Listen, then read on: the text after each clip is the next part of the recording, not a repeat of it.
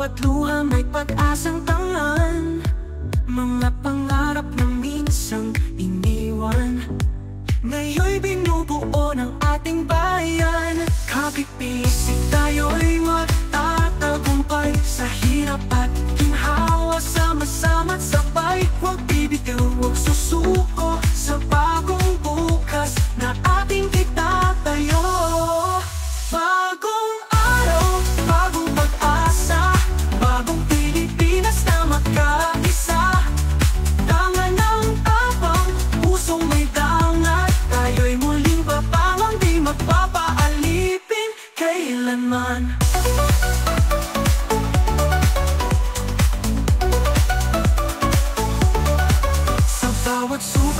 Maraming salamat sa ating kaibigan, Pasig River Rehabilitation Secretary Jerry Acosar.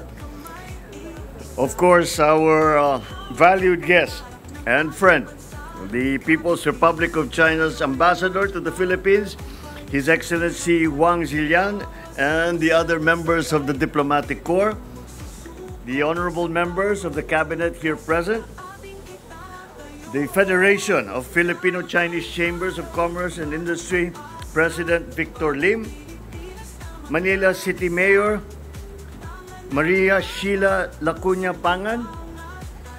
Of course, one of the moving forces behind all of this is the First Lady, Luis Araneta Marcos, my fellow workers in government, other distinguished guests, ladies and gentlemen, a pleasant evening to you all.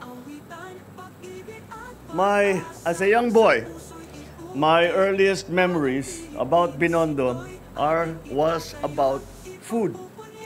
Dumplings, lumpia, mami, hopya, xiaopao. Familiar part of our Filipino palate.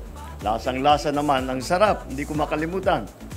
So, always looking for new delicious dishes to try.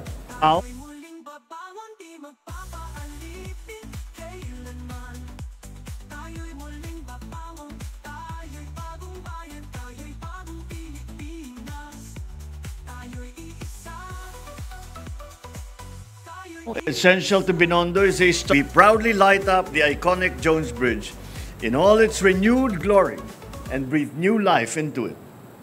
This is what the Chinatown Revitalization Project is all about.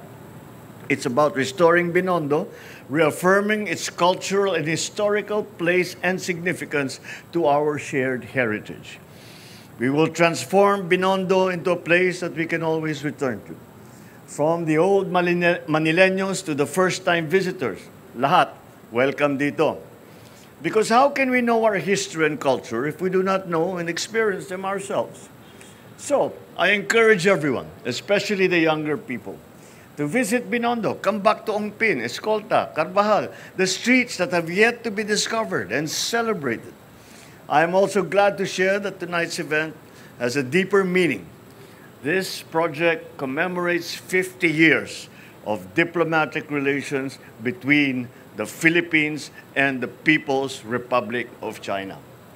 Half a century of friendship and shared history, all reflected here in the world's oldest Chinatown. Of course, this project does not stand alone. It's part of our bigger push to bring life back into our historic districts. As we speak, we are implementing projects to revitalize the Pasig River, including the Pasig River Urban Development Project, so our people can breathe and move more easily. They complement what we are doing here in Binondo because an iconic bridge deserves a city that rises along with it. So I thank the vibrant community of Binondo, from the families, the merchants, the students, the elders, all of those who have kept this place alive and vibrant and an important part of our continuing cultural evolution. You have done much more for our heritage, more than you can ever know. Maraming salamat po. To the private partners, such as the Federation of Filipino-Chinese Chambers of Commerce and Industry Incorporated, maraming salamat din po. And to the government agencies, Let us see this project through with the same vigor and dedication that we have shown to bring it this far. Let us finish phase 2 as we transform Ongpin and Escolta into cultural and economic hubs. We will bring back their golden years so that we can relive them. Ladies and gentlemen, this initiative calls us to notice something that has always been with us. We just need to acknowledge and to elevate it. Because when we do that, we take something ordinary and change how everyone feels about it. Only then do we realize that we must treat it with respect that it deserves. This is the real revitalization that we must partake to sustain our homes, our city, and in that way, our culture. Kaya kaibiganin natin ang mga tindero at tindera. Subukan ang viral na recipe ng hopya at lumpia. Suportahan ang mga lokal na negosyo. Linisin ang ating paligid. Tumawid sa Jones Bridge at gumala sa tabi ng Ilog Pasig.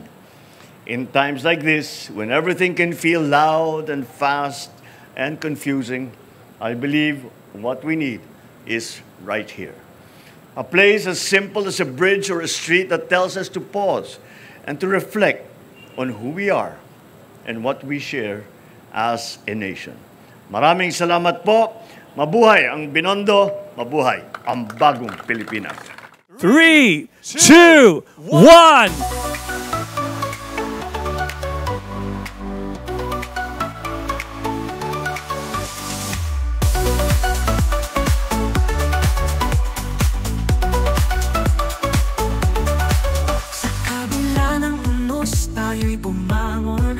Sa bawat luha may pag-asang tangan, mga pangarap na minsang iniwan, ngayon'y binubuo ng ating bayan. Kapipisik tayo'y magtatagumpay sa hirap at ginhawa, sama-sama't sabay. Huwag bibitiw, huwag susuko sa bagong bukas na ating itatayo.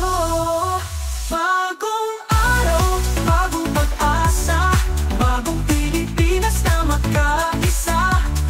Tangan ng tapang, pusong may dangat, tayo'y muling babangon, di magpapaalipin kailanman.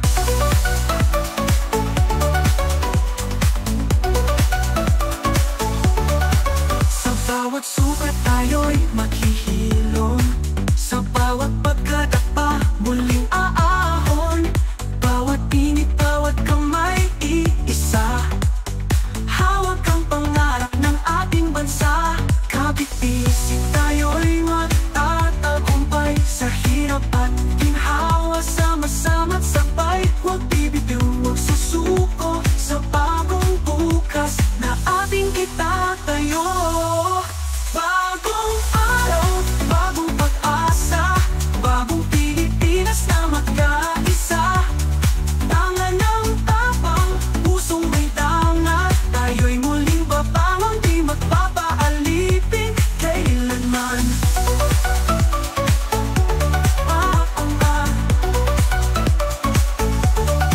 Sa bawat kalsada, sa bawat tahanan, tinig ng pagbabago, sama-samang aawitan. Pag-ibig at pag-asa sa puso'y iukit.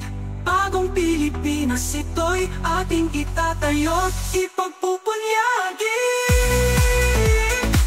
Bagong araw, bagong pag-asa, bagong Pilipinas na magkaisa. Tangan ng tapang, pusong may tangan, tayo'y muling babangon, di magpapaalipin kailanman. Tayo'y muling babangon, tayo'y bagong bayan, tayo'y bagong Pilipinas, tayo'y iisa.